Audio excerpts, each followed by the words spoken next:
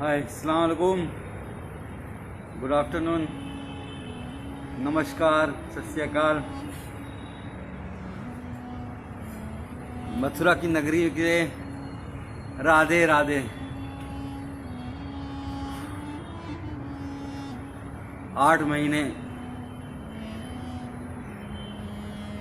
महीने का torture.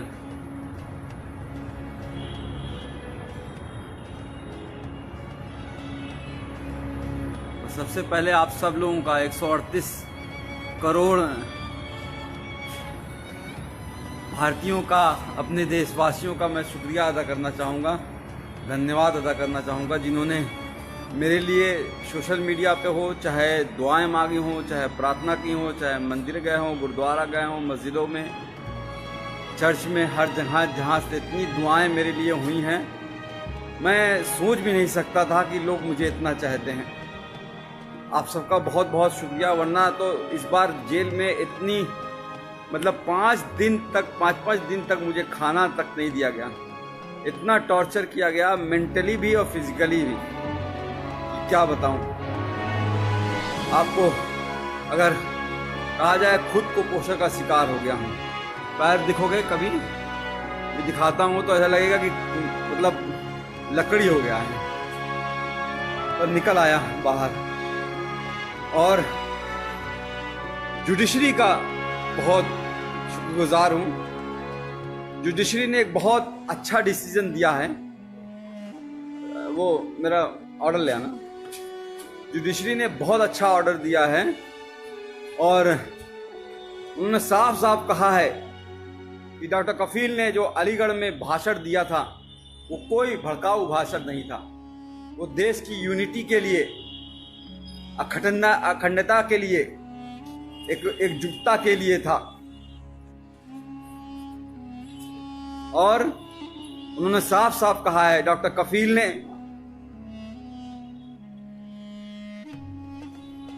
Health पे बात की है, एम्प्लॉयमेंट पे बात की है, एजुकेशन पे बात की है, रोटी कपड़ा मकान पे बात की।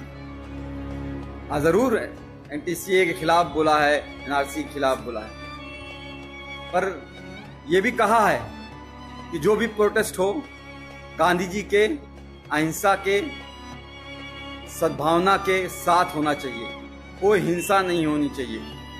सबसे मिलकर, भाईचारे के साथ मिलकर सबको साथ आना चाहिए। फिर भी उसके बाद जिस तरह से मुझे टॉर्चर किया गया, मुंबई एयरपोर्ट से पकड़ के 48 घंटे तक इंटरोगेट किया गया। एसटीएफ की टीम ने ऐसे ऐसे सवाल पूछे, अरे आपने तो कोई पाउडर बना लिया है जिससे करोड़ों इंडियन मर जाएंगे। मैंने कहा भैया मैं डॉक्टर हूँ बच्चों का, मैं कहाँ से पाउडर बना लूँगा। कोरोना की बात कर रहे हैं क्या? तो आप चाइना से पूछिए। आप सरकार गिरा रहना चाहते हैं, हमारे पास फोन रिकॉर्डिंग, हमने कहा लाइए सुना दीजिए, एक भी सबूत आपके पास हो तो। मैं कोई पॉलिटिशियन तो हूँ नहीं। आप जापान गए थे, मैंने कहा हाँ, पाकिस्तान क्यों नहीं बोल दिया? अरे जापान कैसे, इंडिया से बाहर कैसे जा सकता हूं जब पासपोर्ट मेरा जुडिशरी के पास जमा है। तो एक तरह से बहुत टॉर्चर किया। फिर जेल में रह के, जेल में ऐसी जहां रखा जहां पे 150 कैदी थे।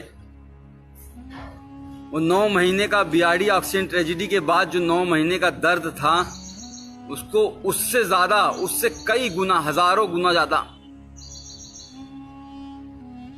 पतली पानी की तरह दाल, कच्ची रोटियां, वही सुबह शाम खाना है। जीना था।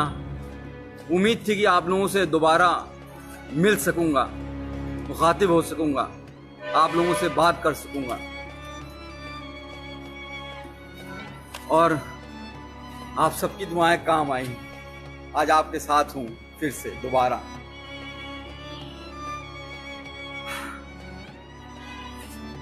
हाँ आसिफ भाई, तनवीर भाई, अस्सलाम वालेकुम।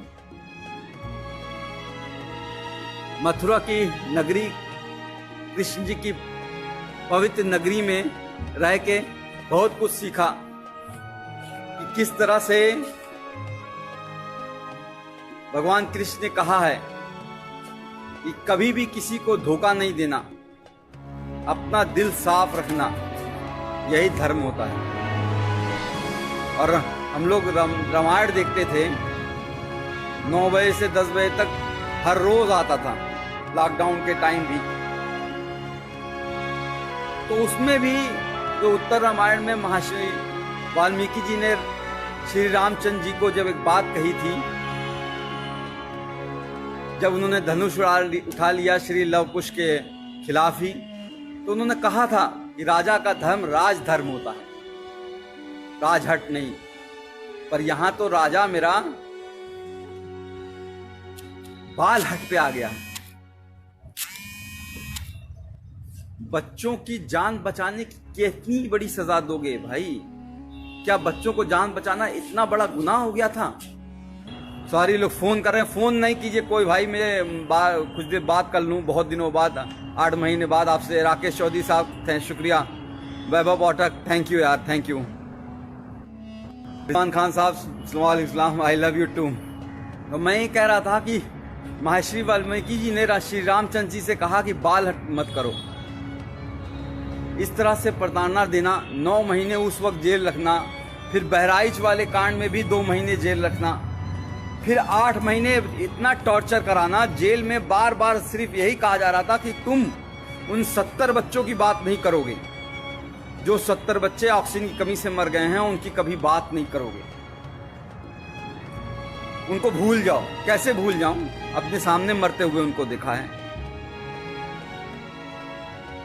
कोरोना के टाइम जब इस भारत में, इंडिया में कोरोना ने एंट्री नहीं की थी, 27 जनवरी को मैंने वीडियो डाला था कोरोना पे लेके, और उस वक्त मैंने साफ साफ कहा, बताया था क्या करना है, क्या नहीं करना है, कैसे इससे बचना है।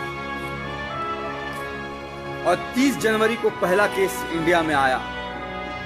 मैंने माननीय प्रधानमंत्री नरेंद्र मोदी जी को 19 मार्च को ही एक लेटर जेल से सुप्रिंटेंडेंट जी के द्वारा भिजवाया, और उसमें साफ कहा कि हम कम्युनिटी ट्रांसमिशन से बच नहीं सकते, हमारा भारत देश ऐसा है। क्योंकि मैंने पूरा भारत घूमा है, कितनी गरीबी है, एक घर में 4-4 लोग कैसे रहते हैं, एक पूरी झुग्गी झोपड़ी बस्ती होती है, हजारों लोग उसी में रहते हैं। जैदू भाई जी, तो उसमें रहते हैं, वो कैसे रहते हैं, वो कैसे दूरी 2 गज की दूरी रहो, कह देना आसान होता है, पर वो इतना आसान नहीं है गरीबों के लिए।